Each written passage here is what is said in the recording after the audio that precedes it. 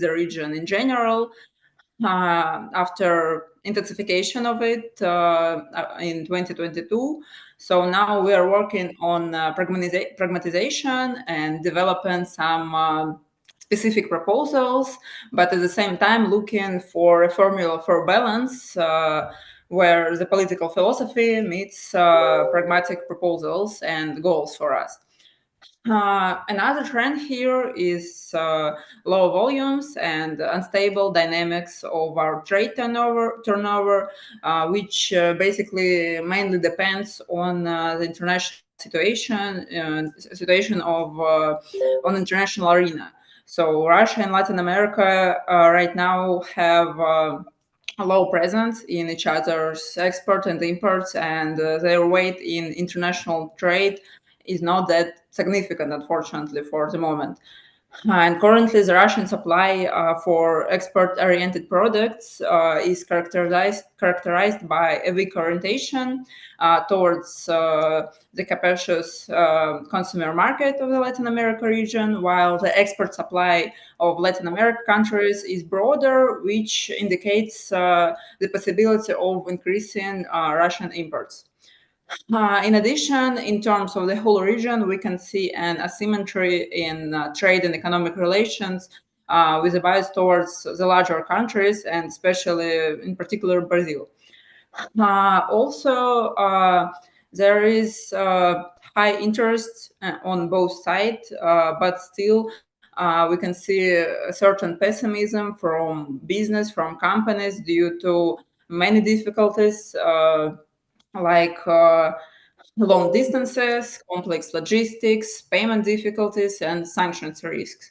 But at the same time, people on both sides are showing healthy adventurism, looking for new opportunities and new economic niches. But it's a long process, as far as we understand. And of course, another trend is regional competition from China and the United States, and also some other actors, other countries, of course. As we can see, one of the main factors having a transformative impact on Latin American countries as well as on the whole world is China's entry into the global spotlight. So it's systemic, comprehensive, and progressive growth of its presence in the region, where the United States, and affects its Latin American policy. So at the same time, China can allow us to enter markets that the United States would never allow us to enter. So it can be risky, but still it gives us some opportunities. Speaking of those difficulties that I've already mentioned and how we solve these problems or trying to solve at the moment. Firstly, we're talking about logistics. The withdrawal of container transport companies from the Russia market in 2022 significantly complicated trade conditions. It increased delivery times and the costs of it. But over time, these effects were mitigated by our own efforts plus cooperation with Chinese companies. Also, secondly, the problem of cross-border payments has become a threat to commercial ties. It's difficult to invest, and a partial solution was transactions through third countries. Um, and correspondent banks, the use of national currencies. With Brazil, it's the yuan Chinese currency, which contributed to the formation of effective trilateral cooperation with China. And thirdly, it's sanction risks. Sorry? Everything all right? I think we lost your presentation. If you can try to share it with us again. Okay, that's that. Sorry, I heard something, so I switched to Zoom once again. Should I continue? Yes, please. Okay, thank you. Um, so sanctions as a primary source of these difficulties have led to unstable trade volume, which I mentioned already, and the risk of secondary sanctions. It has limited the opportunities of medium and small businesses to um cooperate and invest. So as a result, there is a significant drop in imports from Latin America countries, particularly soybeans and sugar. But what can we do and what we are doing, but maybe we should do it better, it's informing and coordinating. So we should think about mechanisms to support and inform companies about the opportunities of Latin America markets, as well as coordination of efforts within business, councils, and other organizations, which we as RAEC do too. Uh, about Russian view, a couple words. How does Russia see the region? Basically, the basis of our modern relations is the lack of historical grievances and the colonial past between us. Then the lack of the politicization of economic ties, then mutual respect, non-interference in internal affairs, and non-alignment with Western sanctions. Uh, all these facts are really important for our relations at the moment.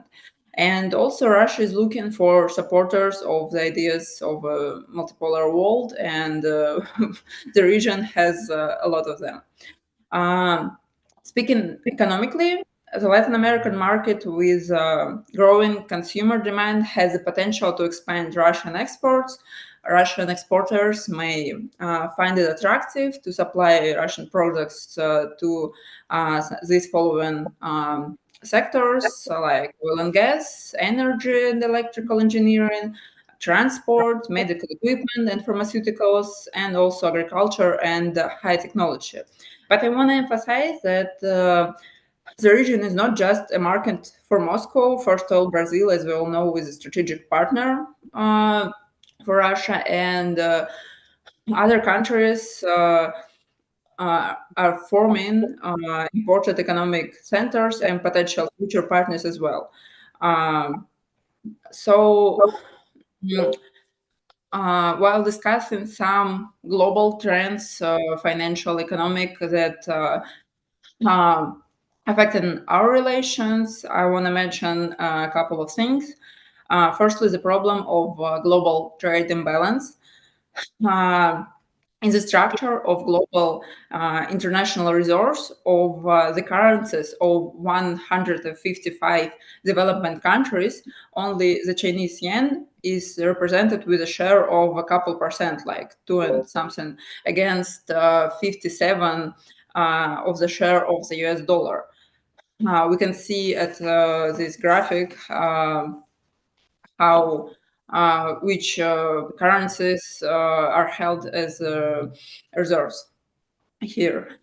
And the problem of the imbalance of world trade is related to the shortcomings of the current international monetary standard based on the American national currency. Uh, Maintaining the U.S. Trade deficit on an ongoing basis is necessary to provide other countries with access to dollar liquidity. And this dependence was scientifically proven back in the 60s, as we may know, called Triffitt's dilemma. And at the same time, the excessive emission of international liquidity causes a decline in the purchasing power of the dollar as a global price benchmark. And those imbalances are related to the monopolization of the global financial infrastructure by American centric institutions which prevent the currencies of the most dynamically developing countries from straightening uh, in the global financial market.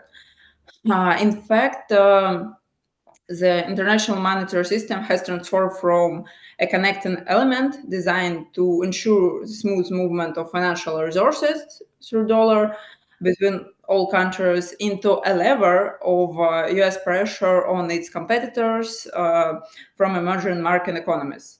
And right now, as we all know, the House tariffs policy straighten the motivation of the most dynamically developing countries to create regional monetary and financial systems. Speaking of BRICS and its approaches and opportunities, we can say that in BRICS, there is obviously a group of countries for which the issue of financial payments is directly related to national security. And first of all, it's about Russia. It's most interesting in diversifying global finance today. But other countries, other members, uh, like Brazil and India, South Africa, of the new ones, Egypt, Ethiopia, and the United Arab Emirates, are still integrated into the existing American-centric payment system. So diversifying such a system is not such an urgent task for them. But still, they may be interested in new mechanisms in case of further escalation of competition between the US and China, or the collapse of the existing system, or deterioration of bilateral relations with Washington.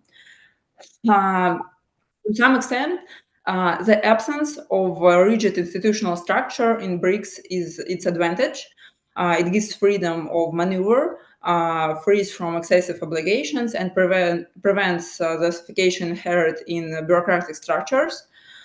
However, any deep integration sooner or later requires an institutional framework. The question is whether BRICS is ready for such institutionalization today. So, in the field of financial stuff, financial calculations, it's rather no than yes. Um, and anyway, we believe that it's too early to talk about concrete steps involving the institutionalization of BRICS in this area. Um, um, But still, speaking once again of the escalation of Trump's tariff war, uh, it may give additional momentum to the development of alternative payment systems. In response to the global claims of the United States, emerging market economies have launched their own financial messaging services and card payment system. We can see some examples on the slide. It's our Mir, Brazilian Pix, Indian Rupee, Chinese Union Pay, and also Sepam in Iran, but I couldn't find a picture for it. um, oh, sorry. About mm, yeah, about payments. Um, yeah, sorry. Continuing.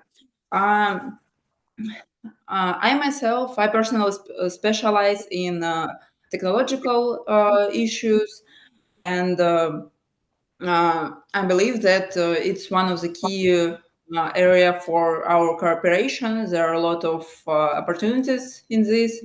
So let me explain this while almost ending my presentation. Uh, Basically, two crucial issues that the nations are facing right now. It's uh, the ability of governments of nations to prevent cyber attacks. So, to what extent the nations are able to guarantee the viability of their information critical infrastructure in the face of cyber warfare and the growth of online piracy. For example, we both know that cyber attacks are a big issue for Russia and Brazil both. And the second is about our data. So, how well governments understand the principles of ensuring the security of personal data.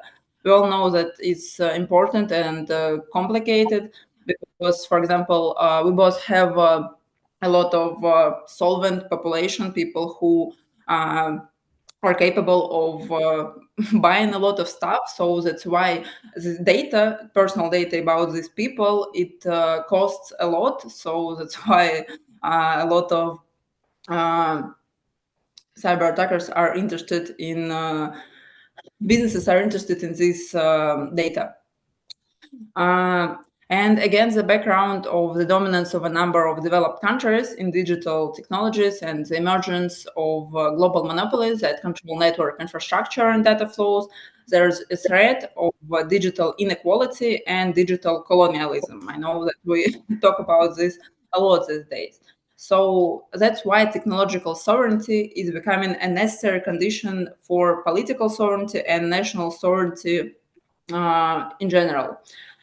uh, the collapse of globalization that we knew in its previous form and the division of the world into competing techno-economic blocks generate a long-term trend towards technological sovereignty and high possibility of an exhausting race for leadership in this area.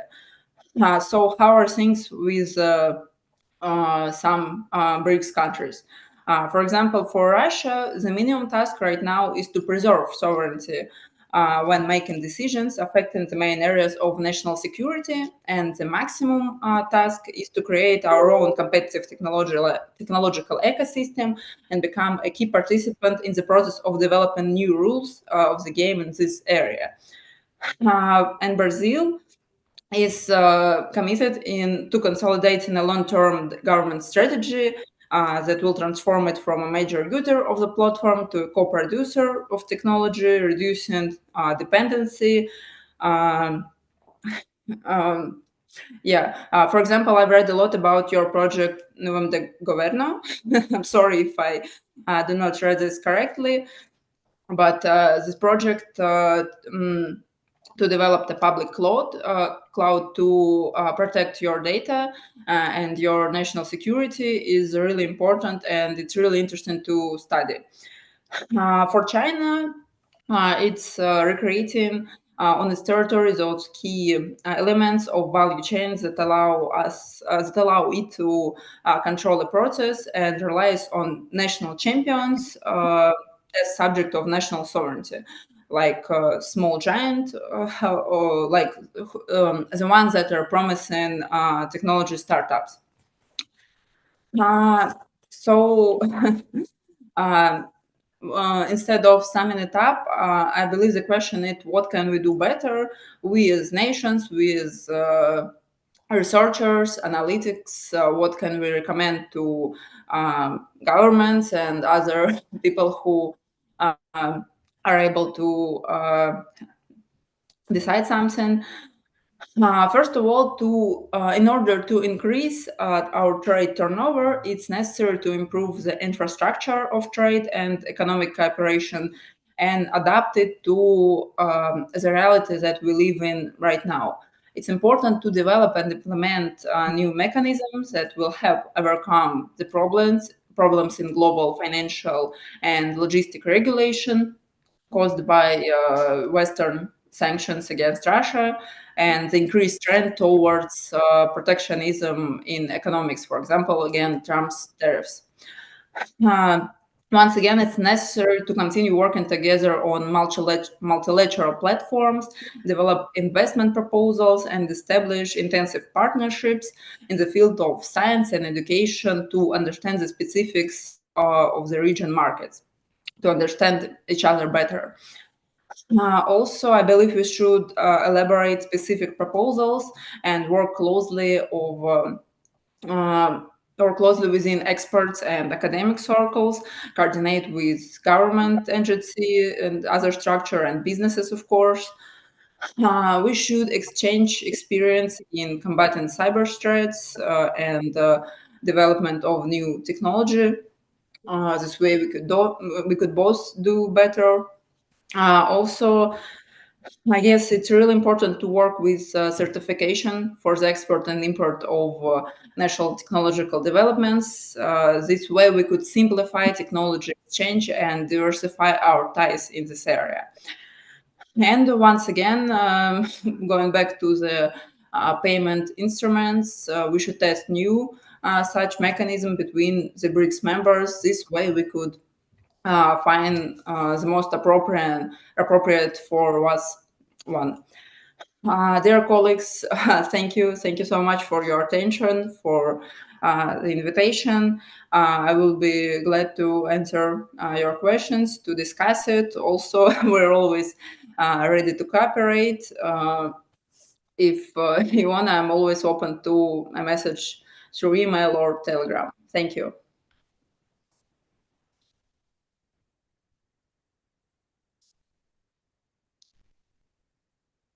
Thank you, Alexandra. Thank you very much.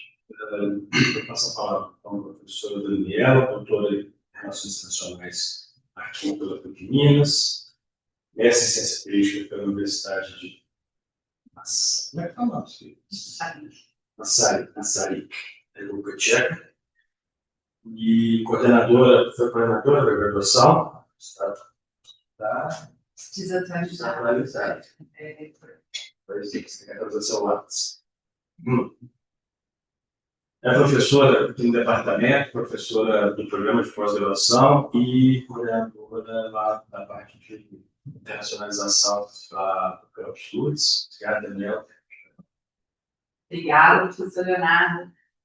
Queria começar agradecendo o curso de Relações Internacionais da Exploração Eucarística, por receber o nosso evento hoje, a professora Mariana, também nossa chefe de departamento. Obrigada. E também agradecer aos colegas que aqui acompanham a Alexandra Balchoy Spasiba. It was so good to hear you.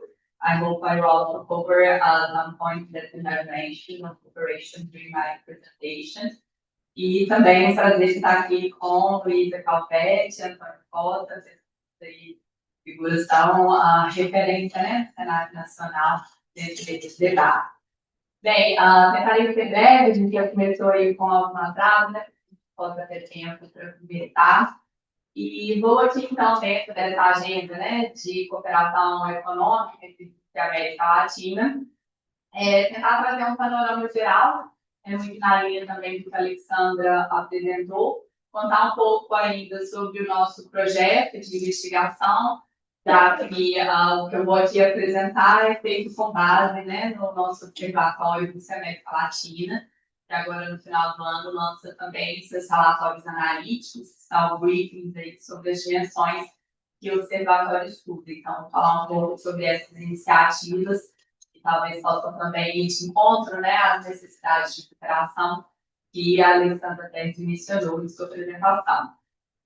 Bem, pensando em termos de cenário geral, está funcionando aqui, gente, fica aparecendo todo mundo. Deixa eu falar aqui. Acho que assim, talvez fique um pouco melhor.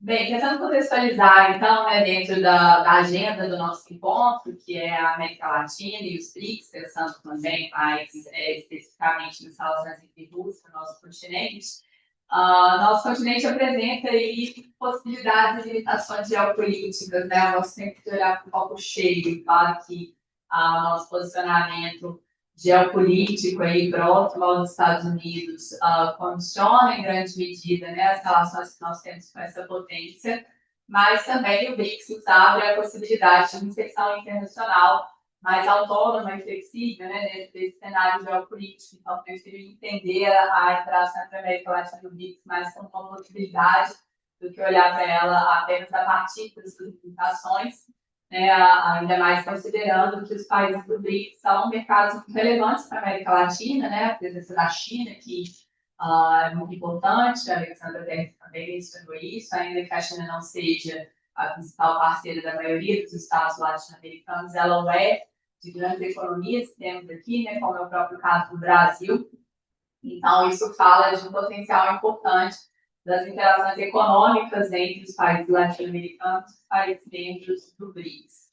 Nós ainda temos a recente entrada de Bolívia e Cuba como membros parceiros, né, nesse processo de ampliação do BRICS, ontem conversávamos sobre isso aqui no seminário, né, apesar de o prognóstico não ser tão positivo assim, quando pensamos sobre a entrada de novos membros latino-americanos no BRICS, ou mesmo a manutenção dos parceiros que lá já estão, como é o caso da Bolívia, né, com a entrada política importante aí, recentemente, é uma possibilidade também ver o BRICS como um espaço de cooperação econômica que possa eventualmente se aproximar dos Estados latino-americanos, ainda mais considerando, por exemplo, o caso da Colômbia, né, que faz parte agora do novo tempo, Então, existem algumas possibilidades interessantes.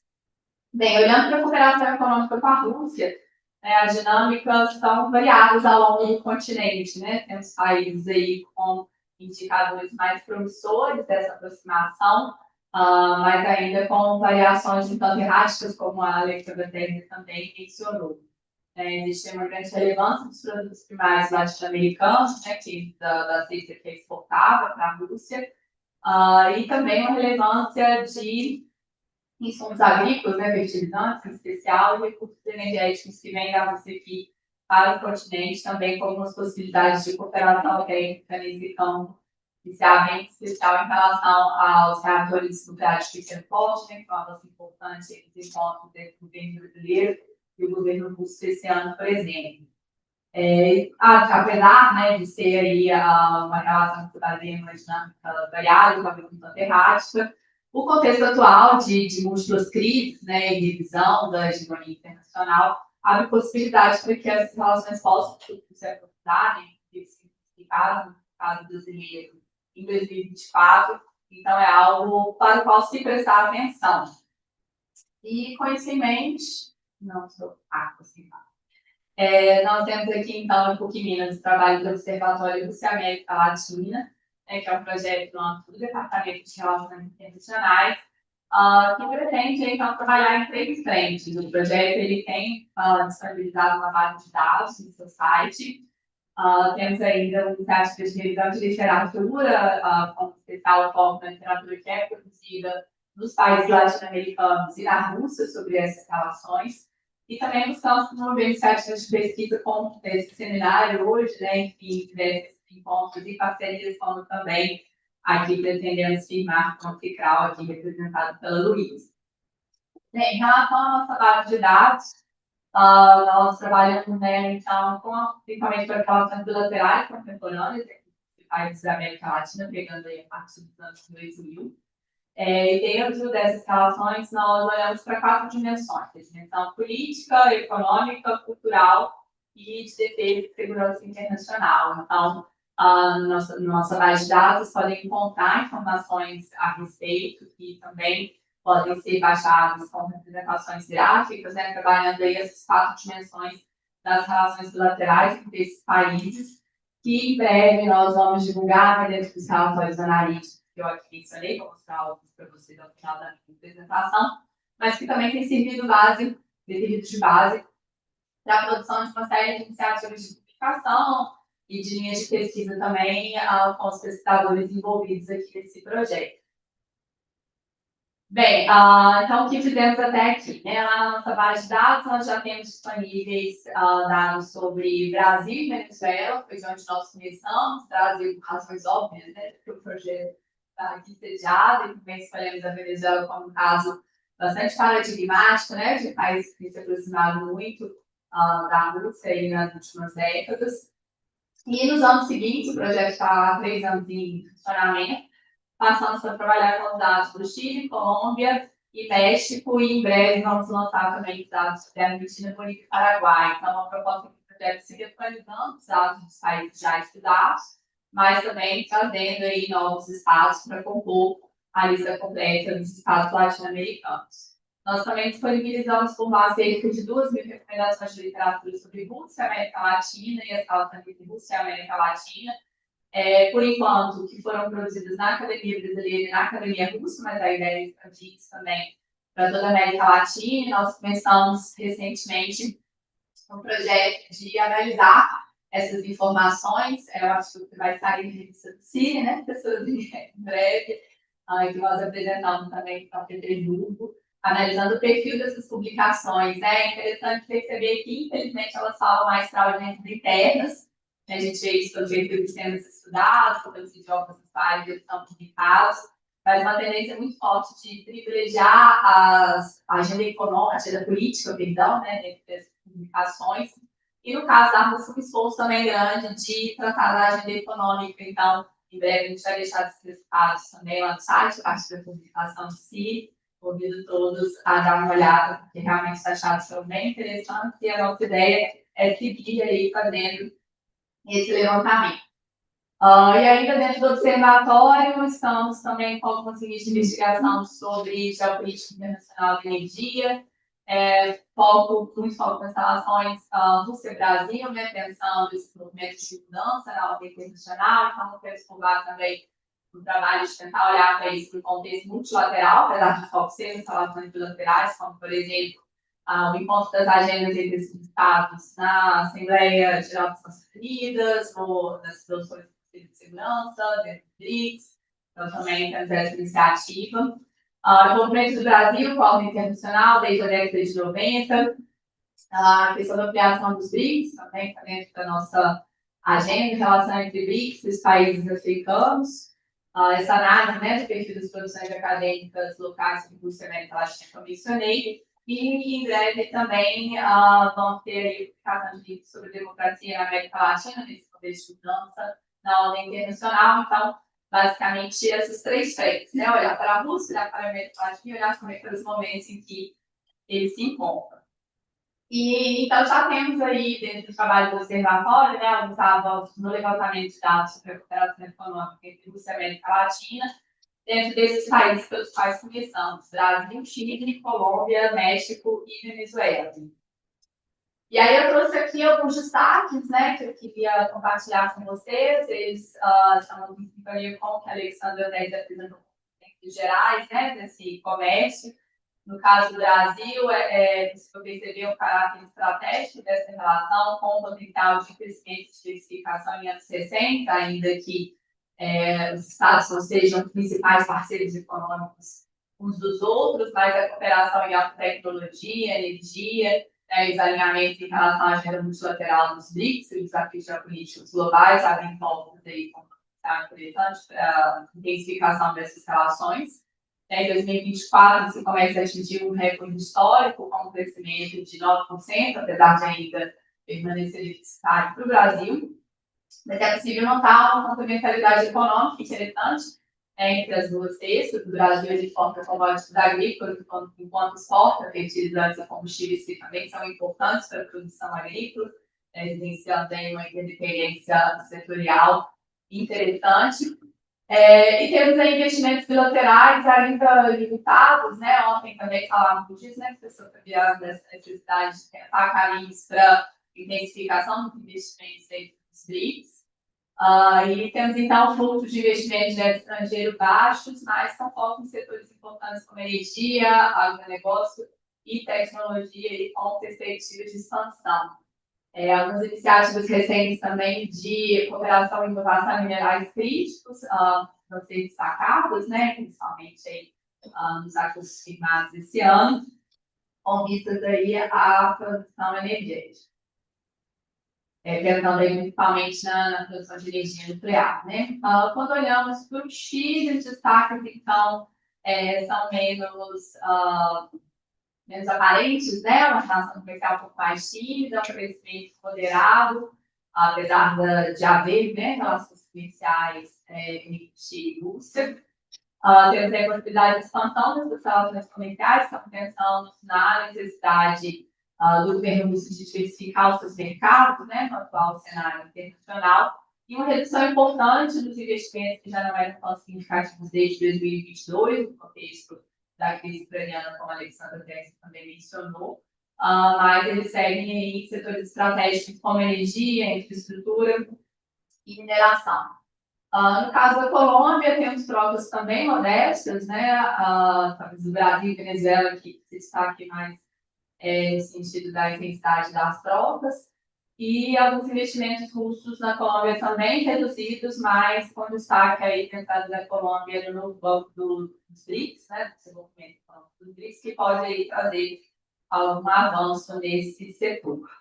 No caso do México, né, eu tenho também comentado sobre isso, a possibilidade de México ingressar no BRICS como uma agenda bastante utópica, né, e na verdade nem tratada dentro do México propriamente dito, considerando, né, a determinação que a geografia impõe no Estado mexicano. Então, temos aí um comércio modesto, mas com espaço para crescimento diante, né, da atual política de tarifas dos Estados Unidos. O México tem buscado bem uma diversificação, talvez possa abrir novos caminhos nesse sentido. Os fertilizantes russos também têm um papel importante por lá, né, considerando a relevância do setor agroexportador no México, e houve também a expansão de alguns investimentos no campo energético desse país. Por fim, no caso da Venezuela, né, nós temos uma nova era de comércio bilateral na Venezuela, especificamente aí, depois do chavismo, com uma aceleração bastante intensa nesse comércio, foco no setor energético, né, até pela própria pelo fato, né, de essa ser uma agenda como importante dos dois estados, que participam da OPEP+, de todos os países exportadores de gás natural, e temos aí uma balança comercial bastante favorável à Rússia, com superávites importantes. É preciso destacar que, no caso da Venezuela, nós temos uma atividade bastante acentuada de levantamento de dados, né? Então, ainda estamos trabalhando com isso, tentando esperar e organizar melhor os dados a respeito, mas tem achado bem interessantes sobre essa relação econômica entre Venezuela e Rússia. E aí, por fim, queria mostrar para vocês um pouco do nosso trabalho com relatórios analíticos, né? A proposta é lançar um relatório mais formado de briefing, que eu vou mostrar para vocês, e também um relatório mais complexo a respeito, né? Aqui,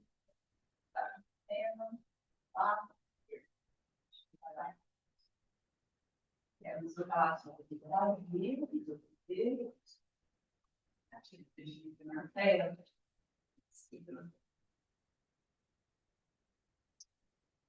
vocês conseguem ver o relatório aqui? Não, né? Não, deixa eu ver.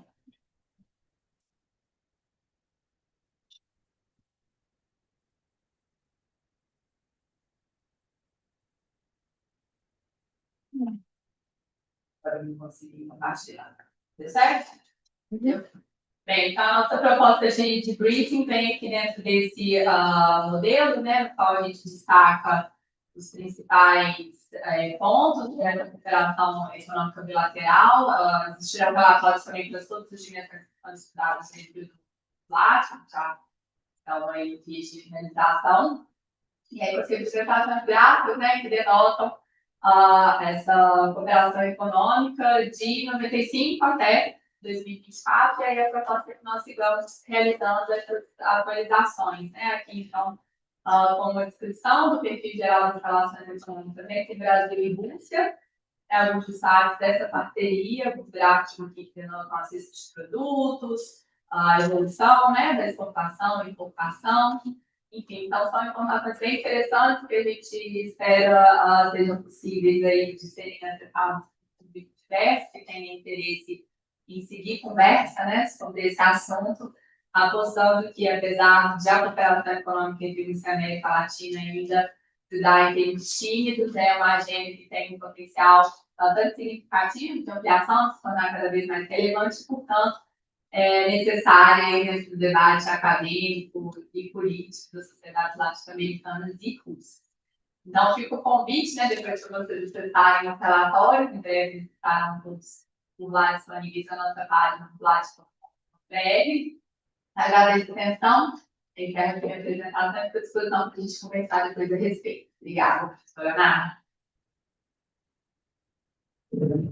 Obrigado, professora Daniela. Passa a palavra para o Antônio Portas de Jesus Freitas, subsecretário de Finanças Internacionais e Cooperação Econômica da Secretaria de Assuntos Internacionais do Ministério da Fazenda do Brasil. Atuou como segundo secretário do Ministério das Relações Exteriores e participou de eventos internacionais representando o governo brasileiro, incluindo encontros organizados pelo Banco Mundial e pela UNCTAD. Senhor Antônio, obrigado pela participação e eu te passo a palavra.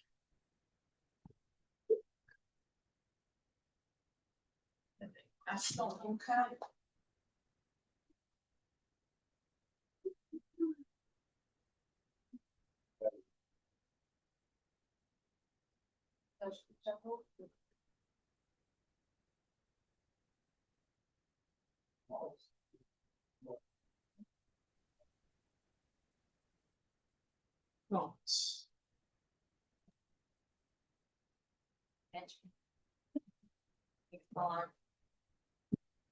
Antônio, escuta. Olá, tudo bem? Bom dia, pessoal. Bom dia, eu te passo a palavra agora. Tudo bom? A minha conexão caiu e eu fiquei aguardando aqui na sala de espera por um tempinho. Eu lamento, mas enfim, Estou aqui disponível e agradeço aí o esforço de vocês aí na organização do evento e para viabilizar a nossa participação. Eu vou falar em inglês, okay? I'll do my presentation in English. So thank you so much for the invitation. I would like to extend our warmest gratitude to PUC Minas and its partners for organizing this important event about the BRICS. We have been participating, organizing, and leading in several opportunities, open discussions about the BRICS with civil society, academia, throughout this year. We are currently preparing a report on our activities, and we will be glad to share it with you in the coming weeks as soon as it's ready, and this activity will also be part of the report.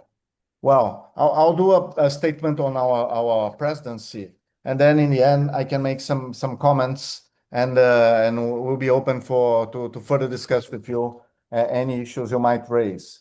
Well, the BRICS has emerged as a transformative force in global governance, as we know, seeking to foster a more inclusive and representative international system, particularly within established financial institutions such as the International Monetary Fund and the World Bank. At its first summit in Yekaterinburg in 2009, BRICS leaders committed to advance the reform of international financial institutions so as to reflect changes in the global economy, emphasizing that emerging and developing economies must have greater voice and representation in international financial institutions, whose heads and executives should be appointed through an open, transparent, and merit-based selection process. However, as we know, the slow pace of adaptation and resistance to change within these institutions have led the BRICS to adopt a dual approach. That means advocating for internal reforms while simultaneously establishing its own structures. These include, of course, the NDB, the New Development Bank, and the Contingent Reserve Arrangement, which respectively finance infrastructure and sustainable development projects and provide liquidity support to members during balance of payments, crisis, or short-term liquidity pressures. Over time, colleagues, this dual approach has enabled the BRICS to act across multiple areas, including trade, investments, and infrastructure. While the group operates within the existing multilateral system to make it more effective and representative, it also builds independent structures or complementary structures better to address the specific economic and financial needs of its member. By balancing engagement and innovation, BRICS try to ensure that emerging and developing economies not only have a voice in shaping rules, norms, and institutions, but also possess the tools to build resilience and self-reliance when traditional frameworks fall short. This is not without challenges. Well, those figures are from the beginning of the year. Representing 48% of the world's population, BRICS countries contribute 28% of global nominal GDP, 38% of global GDP PPP, and 26% of global trade. They also account for 25% of global FDI inflows, 24% of FDI outflows, and 62% of global oil production. Yet, intra-BRICS trade and investment remain modest compared to those among developed countries, while the financial needs for building essential infrastructure to meet the SDGs continue to escalate. Despite being financial and economic powerhouse, BRICS countries hold only 20% of IMF quotas and 17% of the IBRD voting power. In a world shaped by geopolitical tensions, trade protectionism, and environmental challenges, addressing these imbalances to foster effective and representative multilateral institutions and solutions is yet still more urgent than ever. In this context, in our view, the expansion of the BRICS offered a pivotal opportunity to reinforce the BRICS vision and influence in the international debates. BRICS work hard this year. We work to align its members' diverse interests and priorities through innovative and collaborative approaches so that we could amplify our impacts. Well, on our finance track this year, since the inaugural Leaders Summit, the BRICS, of course, has expanded its activities through multiple areas. And as we know, economic and financial cooperation are at the core of these initiatives. The finance track has been a fundamental pillar of this process. During the global crisis and subsequent IMF and World Bank reforms, coordination about finance ministers and central bank governance played a crucial role in driving limited but concrete results. That said, in 2010, the agreed IMF quota and governance reforms led to a 6% shift in quota shares towards EMDs. BRICS countries also coordinated efforts to support financial stability and liquidity mechanisms in global markets and substantially contributed to IMF's crisis response programs, becoming important creditors through the new arrangements to borrow, bilateral borrowing agreements, and the Poverty Reduction and Growth Trust. In 2014, under Brazil's chairmanship, some of the group's most significant achievements were initiated, including the NDB and the CRA. So the Brazilian presidency sought to adapt this evolving institutional landscape and focus on 6 key priorities.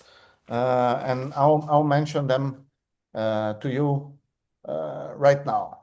The first one is to facilitate trade and investments among BRICS, exploring payment system innovations and working towards financial market interoperability among its members to strengthen productive chains and capital flows to BRICS countries. One of the main important outcomes of our presidency in this regard was the establishment of the BRICS Reinsurance Task Force to further explore ways to enhance our insurance capacity. And also we shared an important report by the Russian presidency, previous presidency, on cross-border settlement and depository infrastructure. Another topic that was addressed was that the central banks conducted a survey and finalized with a technical report on cross-border payment system. The survey gathered views on the strategic and operational dimensions relative to potential alternatives for different future payment systems. While the report does not propose any specific system, it identified areas of convergence that could guide future steps. On the global economy, we engaged on several discussions on trade, finance, investment issues, and of course, the unilateral measures, the protectionism, the rise in competition and conflict between the countries were the centers of our discussions. Part of them were done with strong participation of civil society and in debates that were made public. Another topic was our attempts for a coordinated and pragmatic approach to global governance reforms. We have held meetings between IMF directors, between World Bank, BRICS directors, enhancing the needs to improve our coordination and to push forward for governance reforms that also take into account regional and gender representation in diverse levels.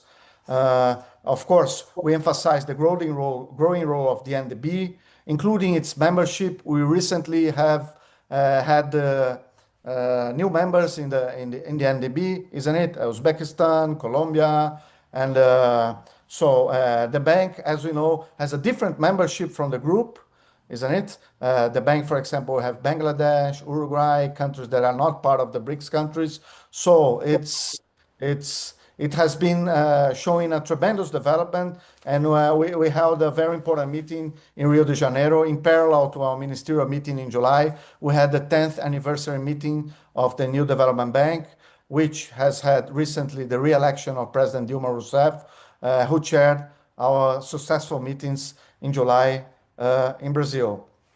On IMF governance reform, we were able to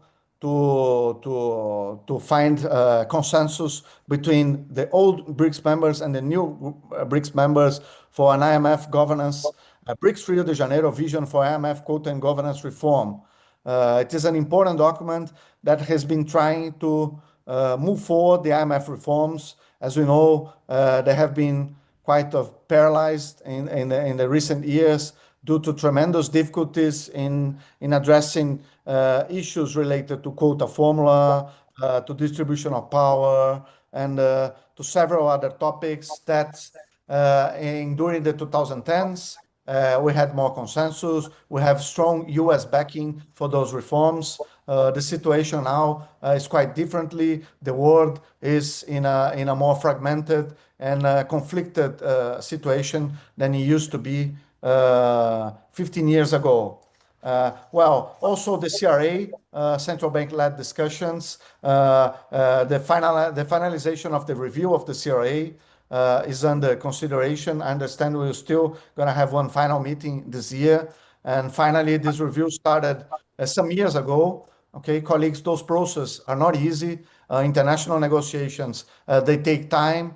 First, you have to agree on the objectives, then on the operational procedures, then you have to go back internally and do internal consultations to move things forward. Those things are not easy, but Brazil is keen to finalize the reform until the end of the year, and perhaps it will be formalized. It could be formalized during the upcoming Indian presidency. Uh, well, we also discussed in advancing climate finance through strategic guarantee instruments. As you probably know, the Brazilian presidency proposed the BRICS multilateral guarantee mechanism and linked to the NDB, to the New Development Bank, to de-risk investments and attract private, international, and local capital for BRICS projects. This is now under consideration within the NDB. Okay, it's not under discussion within the BRICS finance ministers and central bank governors. It has been moved to where it will belong in case it's successful, which is the NDB directors, the NDB board. And well, we also discussed having in mind the COP30, but also the importance of BRICS countries in terms of climate financing, convergences of sustainable finance instruments, and interoperability of carbon markets and taxonomy harmonization. Those discussions are very contemporary, if I may say like this. In COP30, in the next 2 weeks, there will be strong discussions in this regard. Of course, countries, those are new frontier instruments in the climate finance area. Countries have divergent perspectives, but we are confident that willing countries will be able to find common ground and advance on those topics. We also had the climate-related financial risks discussion. This is also a contemporary topic, and you have to understand better the impacts of climate events, extreme weather events on financial conditions of banks, of insurers. For example, in Brazil, we had the case of the floodings in the southern state of Rio Grande do Sul. What were those impacts in the insurance areas, in the banking area, and of course, in the local governance finances? This was also discussed within our presidency. We agreed as BRICS in a climate finance leaders declaration in July. Okay, there was strong participation by the ministers of finance on those discussions, and it is an important document, and it's open for consultation, that also had the intention to pave the way for COP30 arrangements. Please let me know if I am advancing on time. Okay, you can let me know here if how much time do I have, because I have some other contributions to make here. Is it all right for the moment, Daniela? That's all right, Antonio. Okay, thank you. Thank you. So we also have, you know, that the BRICS finance track has this task force on public-private partnerships and infrastructure, and the discussions prioritize the foreign exchange risk mitigations, and we discuss how to create mechanisms to support resilient infrastructure preparation. This was a continuation of a work we had done in the Brazilian G20 presidency. We have within the Ministry of Finance the Ecological Transformation Plan, EcoInvest, and a number of initiatives that draws upon discussions on exchange risk mitigation and other aspects related to climate financing, in particular climate resilient infrastructure.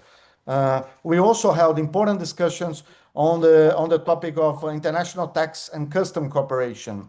We approved, not only in the G20, but also in the BRICS, a landmark declaration in favor or in support of the UN tax convention negotiations. Next week, we're going to have discussions in Nairobi to be the second big round of UN negotiations on a tax convention. Brazil is firmly committed to this. Brazil is strongly committed to progressive taxation, to use taxation as a means to fight inequality and support more equitable and prosper economies. Of course, uh, tax sovereignty is a highly praised attribute of countries.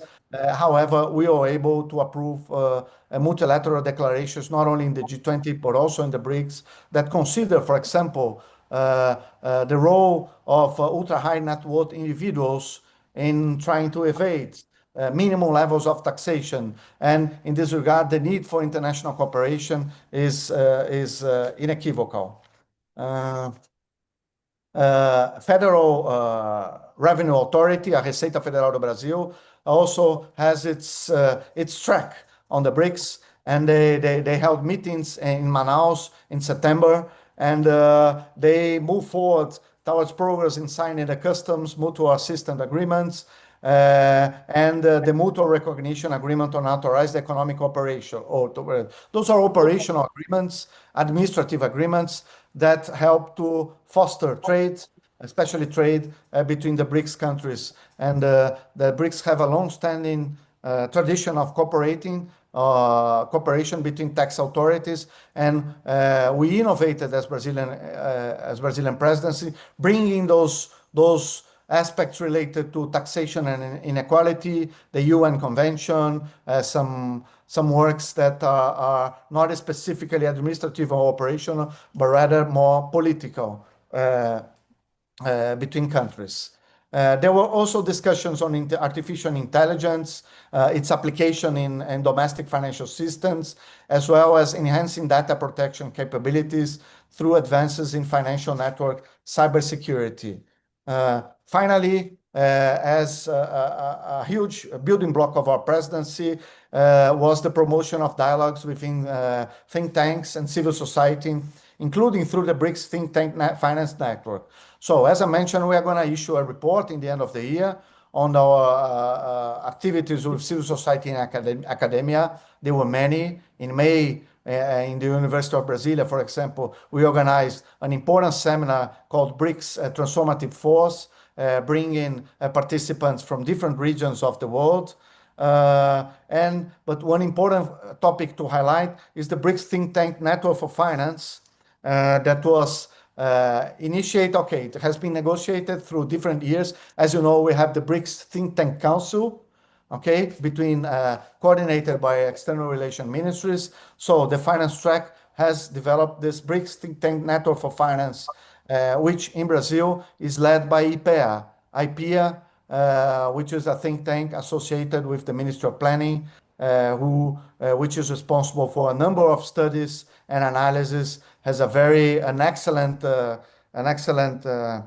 public servants over there, researchers, and so they are finalizing their first report. Their report will be published in December, and it has two main principal topics. One is assessment of credit rating agencies, credit rating in general, and the second one is related to climate financing.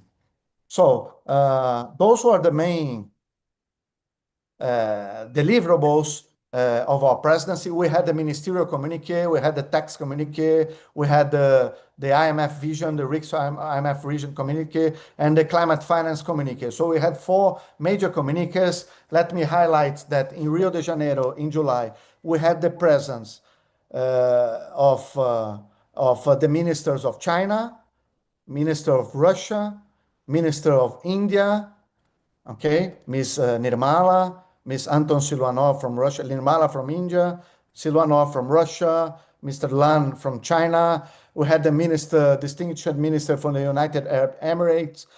We had the minister from Egypt with a strong participation. We had the vice minister from South Africa, Duncan, who is the coordinator of the G20 finance track.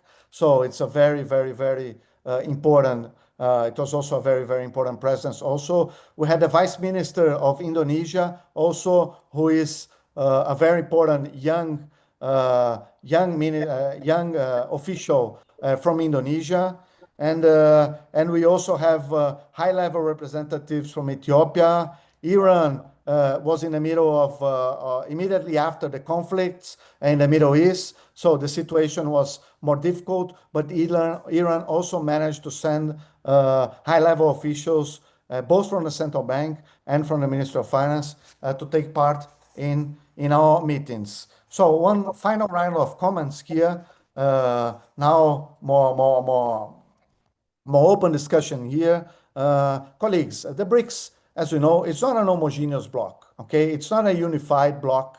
It has not a secretary. It doesn't have an institutional strong bindings between the countries. I mean, next year, India can develop. Of course, India has the legacy of the Rio de Janeiro Declaration, as we had the legacies of Kazan Declaration, and it's very important to be politically committed to what your leaders and your finance ministers and central bank agrees. However, the presidency has more independence, has more leeway than, for example, in other groupings that have a secretariat, that have more stronger and regular bonds. The BRICS countries have tremendous differences between each other. For example, China is much larger than the other countries in terms of economic power. Just to mention one single and striking example. Those countries have different geopolitical circumstances. As we know, Russia is into a conflict with Ukraine, supported by Western powers. China has major competition with other countries. India also has issues. Brazil has its own geopolitical circumstance. United Arab Emirates and Iran is also, of course, in geopolitical circumstances that are quite singular. Ethiopia is restructuring its external debt. Okay, Ethiopia is within the common framework. Egypt has been for quite a long time making use of IMF lending to support its external financing position. Indonesia is a newcomer to the BRICS. This is also important to highlight, okay? The new countries, the real BRICS countries, it takes time, okay, for you to get used to what is at the table, and also to develop stronger in-person contacts and to know each other, the delegates, the officials. So we also have had this challenge during our presidency. You had the old members and you have the new members to integrate. And Brazil had this better integration of the BRICS country as a priority. I think we succeeded it in terms of, if you see the level of representation we had in July in Rio, and the level of the agreement, the number of agreements and commitments we managed to approve, they were very important. Of course, we benefited a lot for having chaired the year before the G20. So we already had good contacts with our colleagues from Russia, from India, from China, South Africa, UAE, lots of countries. Our teams were very experienced and technically very competent. They knew already all of the topics, all of the affairs that were under discussions. The cooperation of the central bank was already established since the G20. Of course, as you can imagine, central banks and Minister of Finance, this is also a challenging aspect. Many times, they have different views, they have different perspectives, they have different priorities. Sometimes they agree in objective, but one wants to move faster, the other is more conservative, is more prudent. This is also a matter you have to pay attention. It's not only you have 10, 11 countries if you count Saudi Arabia. Let me mention that Saudi Arabia hasn't engaged in the finance track this year. They haven't taken a decision whether to join or not the finance track. But you not only have to coordinate with 9, 10 countries, but you also have to coordinate between central banks and ministries of finance. And this is not a detail. This is also an important issue. It's hard to think about the BRICS as a bloc operating in Latin America, as an homogeneous or having a common strategies towards Latin America. First, As we know, Latin America is distant from the other BRICS countries, isn't it? Brazil is the most distant BRICS country from all other ones. That's why, for example, let me add, we made a meeting, an in-person meeting of the infrastructure task force in May in Abu Dhabi, in the UAE. We made it because we wanted to facilitate in-person participation, and we thought, of course, with the cooperation and support of the UAE government, that holding it in Abu Dhabi would be a good way to guarantee to make sure that we will have colleagues from India, colleagues from Iran, colleagues from Russia, as we had. So Latin America is distant. The BRICS is not an homogeneous bloc. Latin America is distant, irrespective of that. Of course, as previous panelists have spoken, relations are getting stronger. China is the largest trading partners of many of the countries. It's a big investor. We also have growing relations with Russia, with India, Indonesia, UAE, of course, South Africa.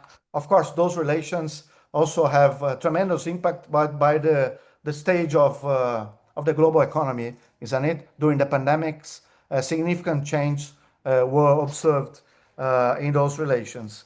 The big problem, in my view, colleagues, is the general decline in multilateralism and cooperation among the world. I think this is the biggest challenge. I think interests and economic opportunities and political interests, we have them on the table. But the fact is that the global situation is getting worse. We have to be realistic. We have a growing scenario of competition and conflict. Our minister, Fernando Haddad, he likes to mention about the polycrisis. That means the environmental, social, economic, and technological gaps. They are growing. Those crises, they are compounding crises. One feeds into the other. Pandemics, let me add. Also, we were just having this morning the meeting between finance and health ministers of the G20. So there are severe risks of pandemics ahead, and the structures of the WHO and the financing and health arrangements are also under strain, are also under attack by important players in the international arena. So the broad scenario of unilateral measures, of sanctions, of conflicts in Africa, in Asia, Russia and Ukraine conflict that involves Europe and other countries. So the situation is challenging, and Brazil, as a responsible country, a prudent country, a country that is traditionally engaged in multilateralism, a strong proponent of dialogue and cooperation, who had successful presidencies of the G20, of the BRICS, who is strongly engaged in tax conventions, in the health discussions and other. Brazil tried as much as possible to frame the BRICS not only into a cooperation mechanism for alternative structures, for stronger economic growth and investments, but also as a pillar of defense of multilateralism. That's why we invested time and energy and political capital to approve declarations on IMF governance, on the UN taxation convention, on climate financing. That's why we tried as much as possible to build projects, cooperation projects that are open for other countries also, just the way the NDB, the New Development Bank, is. I think this is an important feature of our presidency that we must highlight. The BRICS as one of the initiatives, a strong initiative of countries committed to upholding multilateralism, to upholding peace, dialogue, and cooperation in those challenging times in which we are, when ODA levels, official development levels, are declining fast, isn't it? And defense spending, and by defense we know that defense means military spending, in most of the case, is rising fast all over the world. So even in countries that in the past decades have refrained from building strong military capabilities, they are now doing this. at the same time. And this is very complex scenario.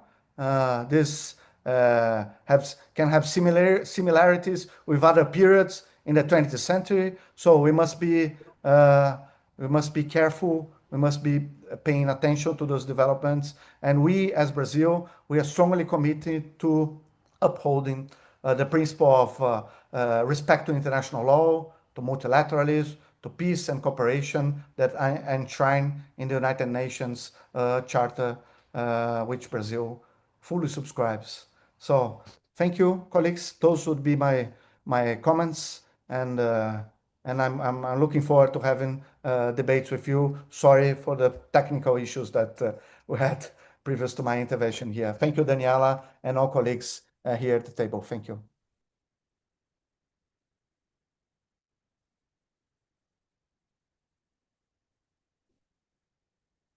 Então, e eu passo a palavra para a Luísa, que é mestre em Ciências Sociais da Universidade de Brasília, pesquisa de Estado na América Latina, com experiência profissional no setor público e legislativo federal, participou de organizações não governamentais, atuando com ações públicas e advogadas em temas de participação social, orçamento público, cooperação internacional, coordenou cursos de capacitação da UNB sobre a América Latina, pensamento crítico e integração regional, e atualmente coordena o Centro Brasileiro de Solidariedade com os Povos e Luta pela Paz no Distrito Federal.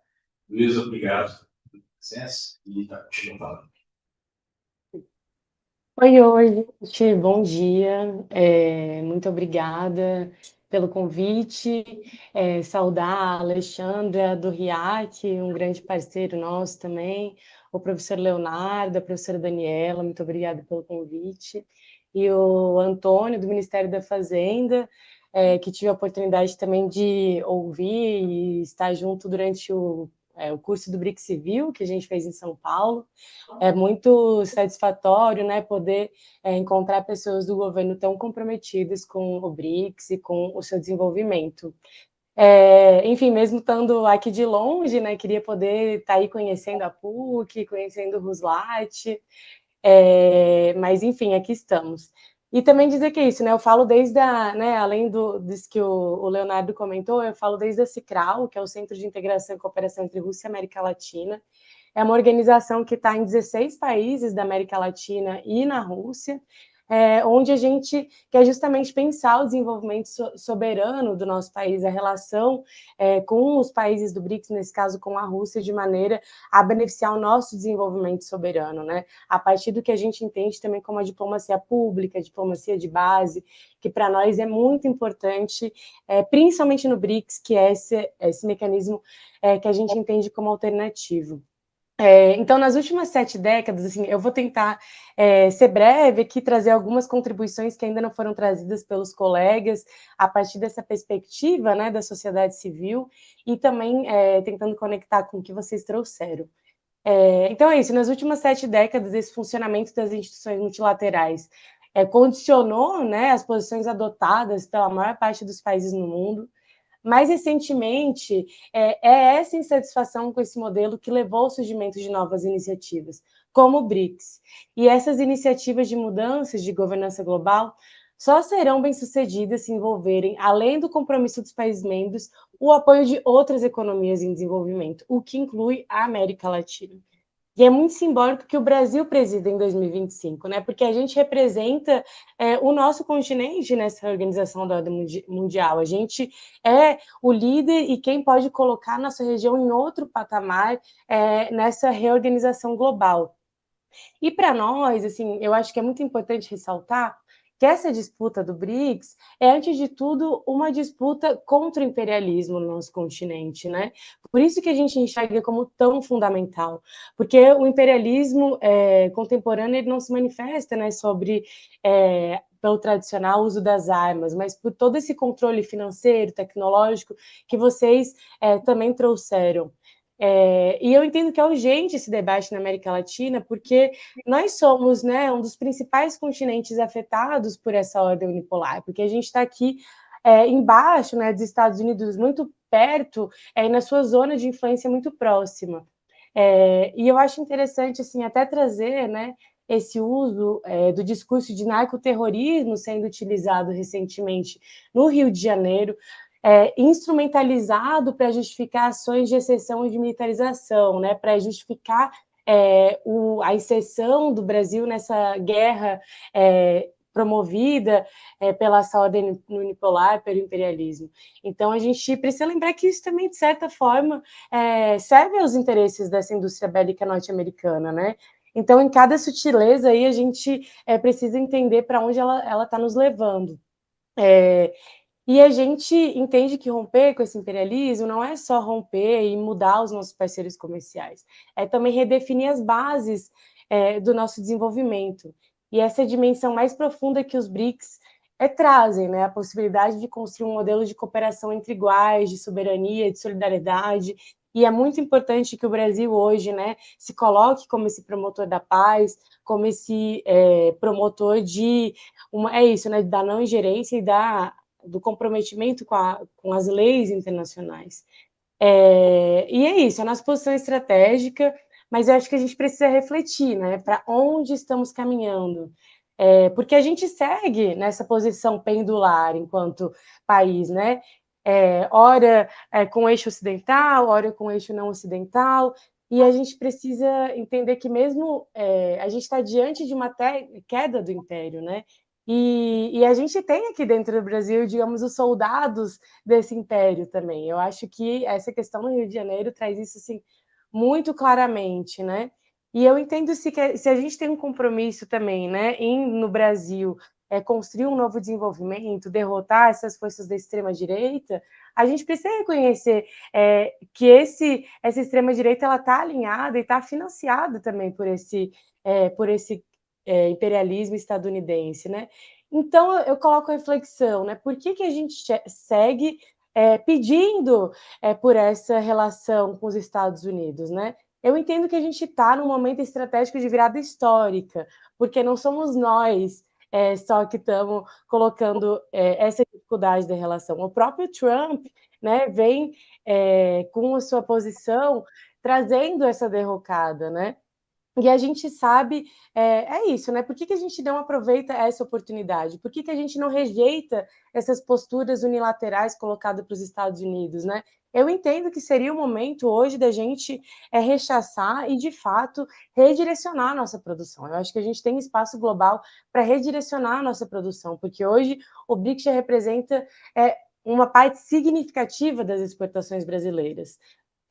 E como trouxe a professora Alexandra, é, isso precisa se tornar prática concreta, né? A gente precisa dar conteúdo político real às nossas relações econômicas, porque a gente ainda tem dificuldades, enfim, ali concretas de comércio, e tudo mais. Então, essa multipolaridade, na minha opinião, ela precisa ser política, precisa ser técnica e precisa ter um conteúdo real de reestabelecimento dessas relações. E o BRICS ele é um instrumento muito poderoso, né, como trouxe o Antônio, um instrumento coletivo global para enfrentar esses desafios. E eu entendo que é também uma oportunidade para a gente reorganizar nossa produção local, porque a gente só vai alcançar essa autonomia soberana com autonomia produtiva, né? Então, eu entendo que a gente precisa também, o Brasil precisa ter uma postura de que a gente quer que o BRICS também nos impulsione para sair desse lugar de dependência, né? Porque nós ainda somos exportadores de matéria-prima, importadores de tecnologia, mas é esse lugar que a gente quer continuar ocupando na ordem mundial. Então, a gente vê, né, por exemplo, a China subindo na cadeia global de valor para uma média alta tecnologia, a gente continua numa baixa complexidade industrial, né? E a gente tem dificuldades logísticas e de pagamento para isso acontecer. Mas eu entendo que a gente precisa, isso, assim, né? Qual é o papel que a gente quer colocar da América Latina nessa nova ordem? Eu entendo que os países do BRICS precisam da gente, né? Para essa nova organização mundial. E a gente precisa deles também, mas no sentido de que a gente também precisa que aí haja uma transferência tecnológica, que a gente tenha aqui a presença da China, da própria Rússia, para desenvolver a nossa economia e que a gente não continue nesse espaço de dependência que para nós, né, eu venho dos estudos latino-americanos, é tão cara, né, e tão importante. Eu acho que também assim é muito importante ressaltar, né, como trouxe o Antônio, a atuação da presidenta Dilma no novo Banco de Desenvolvimento, né, o Brasil ele imagina líder desse novo banco, e o que que isso significa, o que que a gente quer fazer com isso, né? A gente tem o problema dos pagamentos internacionais e da dependência das instituições dominadas pelos Estados Unidos, tendo que é uma das nossas maiores barreiras à soberania do sul global. A professora Daniela, né, trouxe o papel da Rússia nesse processo. Eu entendo que a experiência Rússia, após as sanções, né, mostrou que é possível e necessário criar as alternativas reais à hegemonia do dólar. A Rússia foi empurrada essa inovação, né, forçando o mundo a discutir esses novos sistemas de pagamento. E eu realmente percebo uma virada muito grande, assim, desde das sanções impostas à Rússia, em termos de alternativas ao dólar, assim.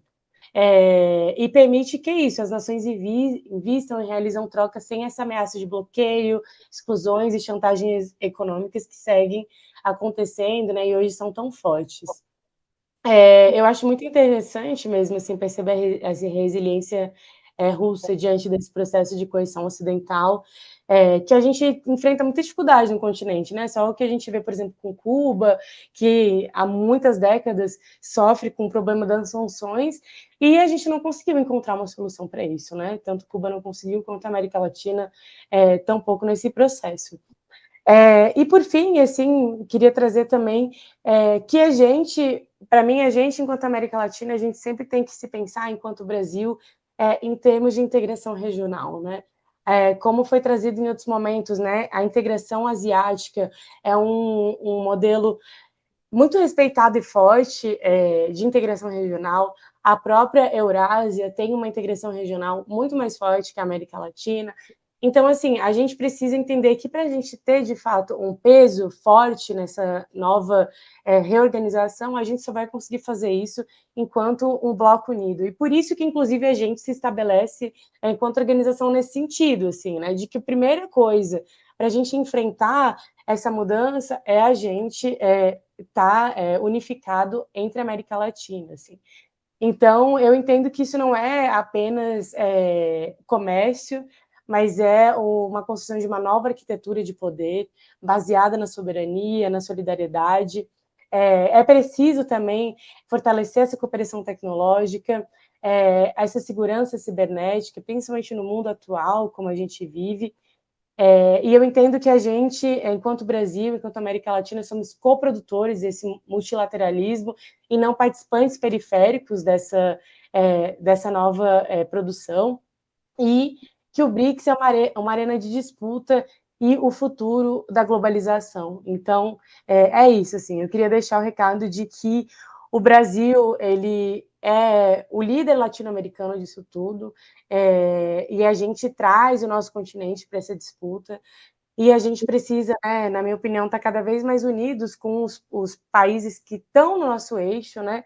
Então a gente precisa olhar muito bem para a questão da soberania na Venezuela, reafirmar a soberania, trazer os nossos parceiros do continente para perto, né, na Colômbia, no Uruguai, no México, para que a gente consiga se posicionar nessa nova ordem, não de maneira isolada, mas de maneira integrada enquanto Latinoamérica.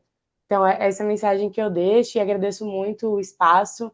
É uma felicidade muito grande estar aqui com vocês, ao lado de pessoas que eu considero referência nesse tema. Obrigada.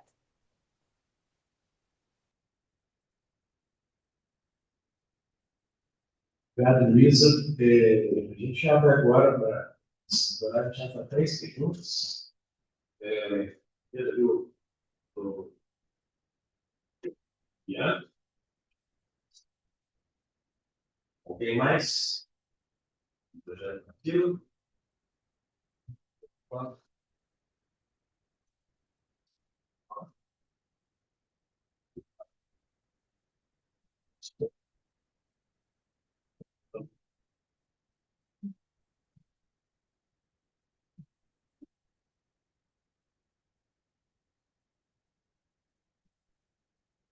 Eu posso.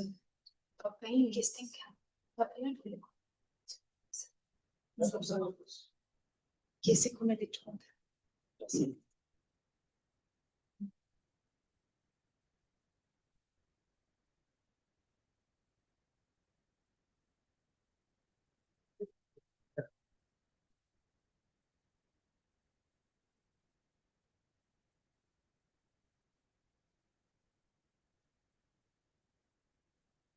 Bom, olá, bom dia a todos e a todas os participantes. Parabéns pelos slides, pela organização do evento, parabéns a todos os apresentadores. Eu queria fazer a pergunta para o... Bom, primeiro parabenizar, né, e também cumprimentar a Luísa, que também participou bastante das atividades do Ciclo BRICS esse ano, do Ciclo Popular, ao Antônio, e aí antes de fazer a minha pergunta, eu queria de público agradecer a todo o empenho do Antônio, como responsável pela parte internacional do Ministério da Fazenda, para promover os debates do BRICS aqui no Brasil. Como ele mencionou, unindo a academia, think tanks, sociedade civil, mas eu acredito que se outra pessoa estivesse no lugar do Antônio, esses esforços não teriam sido tão intensos e não teriam trazido tanto benefício para os debates e para a discussão do BRICS no Brasil e pelo envolvimento da sociedade brasileira. Então, Antônio, eu me parabenizo por esse empenho, em nome do Conselho Civil dos BRICS, inclusive como um dos representantes do Brasil nessa iniciativa, porque você realmente foi um parceiro fundamental em todo o processo. E olha que eu sou bastante crítico em relação a como nós encaminhamos todo o processo do BRICS, porque foram 4 meses de presidência, foi muito intenso, no meio de 2 grandes outras presidências, do G20 da COP30, mas você foi um guerreiro, um herói que conseguiu avançar para muito além daquilo que muitos de nós esperávamos quando 2025 começou com a nossa presidência. Tá? Muito obrigado. E eu queria, então, já tendo parabenizado a Dani pela iniciativa do slide, pelo que vocês estão fazendo, os outros participantes, Alexandra, muito obrigado. Thank you very much for your presentation as well. Just send something to your advisor, and Olivia, that she's going to share with you about the research topic. I was very impressed with your presentation. Mas eu queria perguntar para o Antônio. E aí, a minha questão é assim, nós não conseguimos finalizar ainda, pelo que eu entendi da sua fala, né, a parceria estratégica para a cooperação econômica 2025-2030. E eu queria uma avaliação sua sobre o porquê que está sendo tão difícil esse processo e quais seriam aí as implicações para a presidência brasileira de repente, nós não conseguirmos finalizar durante a nossa presidência. Esse é o primeiro ponto. E o segundo ponto, e aí é uma espécie de ideia que eu queria compartilhar com o Antônio para saber a opinião dele como especialista e alguém que está atuando no tema, mas também com todos os outros membros, porque nós falamos de questões econômicas aqui. Nós temos um problema muito sério na relação dos BRICS, que já foi dito que o nível de comércio e de investimento ainda é baixo. Se a gente tira a China, é quase inexistente. Né? Nós temos isso. Em termos de investimento, os investimentos que são feitos intra-BRICS, 70% a 75% é China também, né, em todos os países BRICS. E aí eu tenho dado muito caso do Brasil para falar, acho que toca um pouco no que a Luísa falou da nossa dependência também dos Estados Unidos, que é o caso de que o Brasil ele conseguiu diversificar as suas parcerias comerciais, e aí nós já temos um comércio bilateral com a China, que é um comércio que já vai para mais de 150 bilhões de dólares anuais, e com os Estados Unidos um comércio de 70 bilhões de dólares, então mais que o dobro já que a China comercializa com o Brasil em relação aos Estados Unidos, mas nós somos tremendamente dependentes do investimento externo direto norte-americano. Nós temos um PIB de 2,1, 2,2 trilhões de dólares, nós temos 1 trilhão de dólar que vem de investimento externo direto e desses 250 bilhões de dólares vem dos Estados Unidos. E a China só investe no Brasil 50 e poucos bilhões de dólares em investimento direto. Nós tivemos agora um anúncio de mais investimento, mas vai ser na casa de 5 bilhões de dólares para os próximos anos. E foi o fruto de visitas, né, que o governo brasileiro fez ao governo chinês foram anunciados a partir dos memorandos de entendimento das inúmeras iniciativas de cooperação para tentar fazer com que as sinergias entre Brasil e China avancem. Não seria o caso, tendo em vista esse quadro, de nós pensarmos, primeiro, para o Brasil aproveitar o BRICS e para o BRICS proporcionar para os seus membros um desenvolvimento soberano, autônomo, como nós almejamos? Não seria o caso de trabalhar seriamente nessa maior capacidade de investimento externo direto do BRICS? Nós temos o Banco de Desenvolvimento dos BRICS, mas é um banco multilateral como qualquer outro, que tem regras próprias, específicas. É muito difícil de fazer algo flexível, dinâmico, com a urgência que se precisa. E aí a minha questão, amigo, que eu quero compartilhar com vocês, é que não seria possível fazer um fundo semelhante ao que o Brasil propôs agora, que é o Fundo das Florestas Tropicais para Sempre, para promover o desenvolvimento humano nos países BRICS, com métricas acordadas entre os países BRICS, com poucos países, que torna muito mais fácil a administração desse fundo, e com uma capacidade de arrecadar recursos bastante elevada, porque a gente está com a China no nosso bloco. Não seria o caso, e aí eu pergunto, não seria o caso de nós, brasileiros, que fomos tão inventivos em pensar no TFFF, pensar em um fundo desses para os BRICS, e assim, inclusive, conseguir contornar uma resistência bastante grande que existe dos europeus e dos norte-americanos que não gostam de ver investimentos chineses em outros lugares? Então, essa seria a minha questão. Não é bem uma pergunta, mas é uma forma assim, que eu gostaria de ouvir de vocês a respeito, se faz sentido algo nesse caminho. Muito obrigado.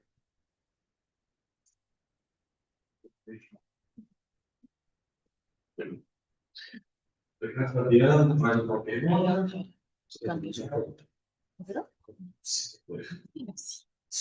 Muito obrigada. Queria reforçar meu agradecimento pelas falas que nós temos roda, da técnica para ter ouvi-los. And I'd like to ask you about the memorandum of understanding that Brazil and Russia signed this year between their finance ministries. Of course, it's like an initial stage of future cooperation, but I'd like to hear from you what are your expectations on these events and the next steps after it. Thank you. Passo a palavra, então, para os participantes. Talvez primeiro, então, para o Antônio, para responder a questão do... Isso. Depois eu passo a palavra para o Antônio. Tá bom. Thank you. So I should reply the three questions. Okay. Very briefly here. So the strategic partnership 2025 and 2030. It's an update, okay, of the previous agreement on the strategic partnership, and then it was negotiated by the Ministry of External Relations. Okay, we gave some contributions, some suggestions here and there, some adjustments, but we were not in the lead of those negotiations.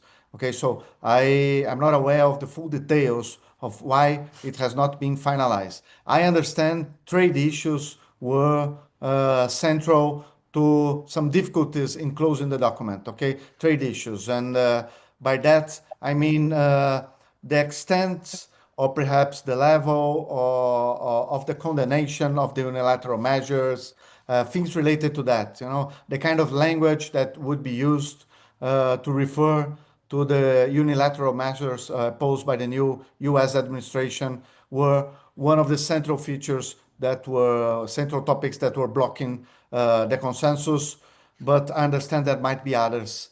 Okay, so that is the reason. I understand that perhaps they'll still try to close this. I don't know. I'll consult with my colleagues in Itamaraty after this meeting to check the situation. With regard to a fund that use the same methodology of the TFF to promote human development in the BRICS. Well, the Tropical Forest Financing Facility has just been launched. Okay, it's an innovative financial mechanism. So the idea is it will be an investment, and the difference between the basic levels of return and some additional return those investments had will be channeled to developing economies that have decreasing deforestation levels. So I think to replicate it into another structure, first we have to perhaps give a little bit of more time, okay, for this first fund to establish itself and to check its viability, if it's going to work properly, its governance structures and its financing models. Okay, in as much as it relies on market returns, it might be subject also to volatilities. We have to better understand before replicating it. And that's always this temptation that well, China is on the block, Brazil, Russia, and India, and then they will put money on those initiatives.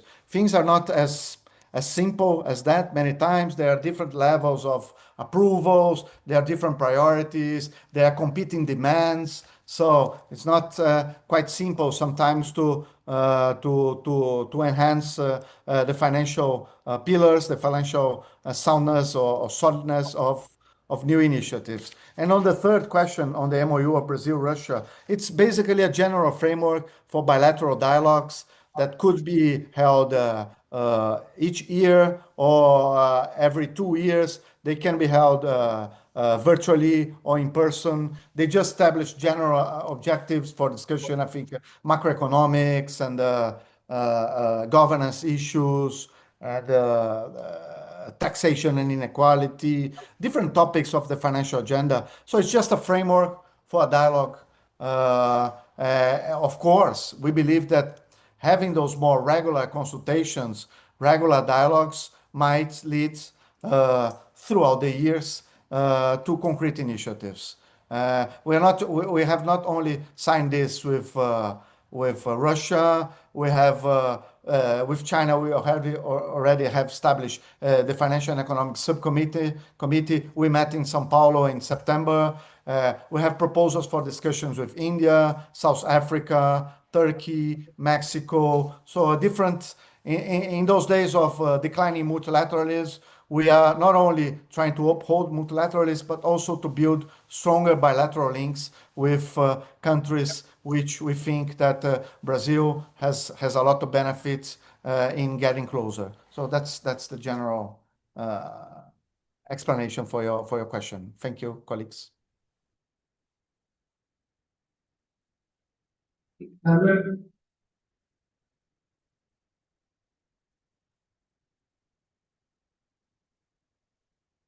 Sandra?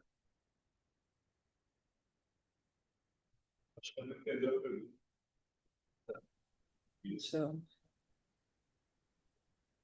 Alexandra, you hear us? I do. Yes. We have here a question. And now I don't. Sorry. You hear me now better, I suppose, right?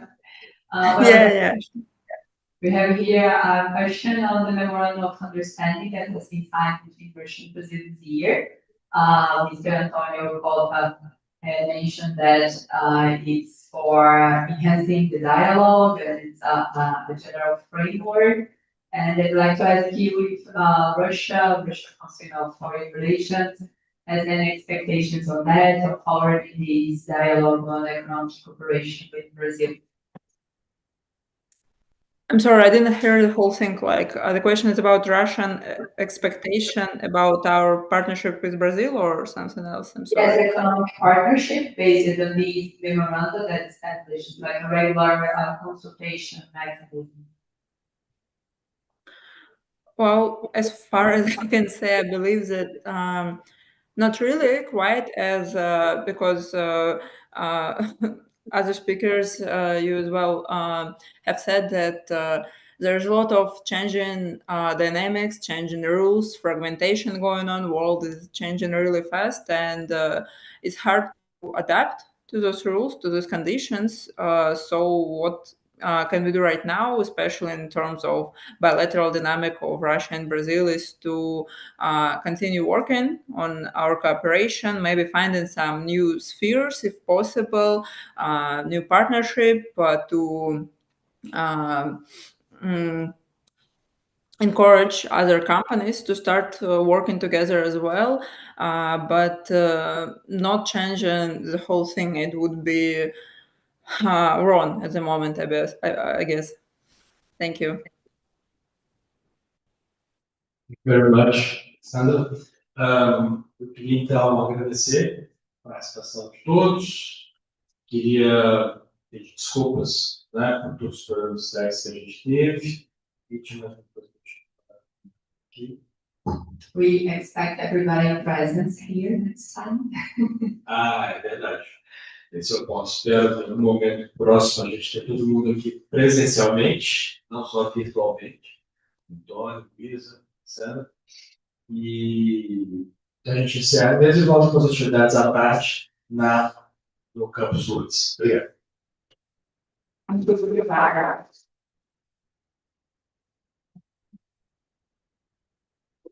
Thank you, colleagues. Thank you. Thank you, Antonio. Thank you. Hope you have a good next day. Thank you very much. Thank you. Obrigada. Lisa. Yeah, Daniela, thank you so much. Thank you. Obrigada, see you. Bye-bye.